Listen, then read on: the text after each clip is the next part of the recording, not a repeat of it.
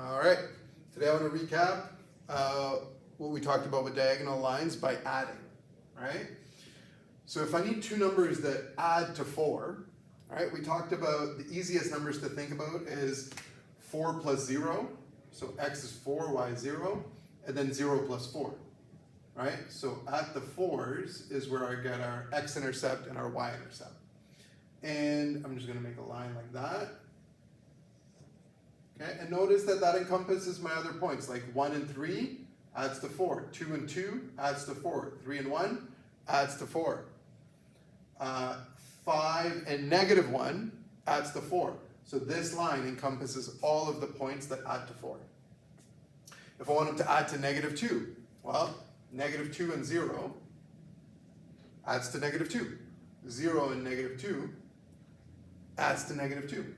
Take those, put a line through them, and I've got all the other ones. Negative 1 and negative 1 adds to negative 2, and so on. So there's my other equation. Okay? Now let's look at the inequalities. Well, if I want greater than or equal to 4, so because it's equal to, I'm going to put a solid line at 4.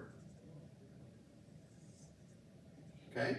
And now if I want a sum of bigger than 4, well, like 4 and 0 adds to 4, 4 and 1 adds to 5. That's bigger than 4. So I'm going to shade things that are above this line, right? So all of this is part of my solution set. Okay? If I want x plus y is less than negative 2, well, again, I'm going to pull a line at negative 2. So the negative 2 are the intercepts. And now I'm going to make it dotted, because when it's not including this line, it's going to be dotted. So it's right up to that line. And if I want less than negative 2, well, negative 2 and 0 add to negative 2. Negative 2 and 1 add to negative 1. That's greater than negative 2. So I don't want things up here. What about down here? Like negative 2 adds to negative 4. Negative 4 is less. So yes, I want that point. So that means I'm going to shade everything underneath my line.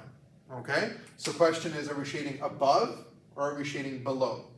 In this case, it looks like we're shading below because it's less than. Okay?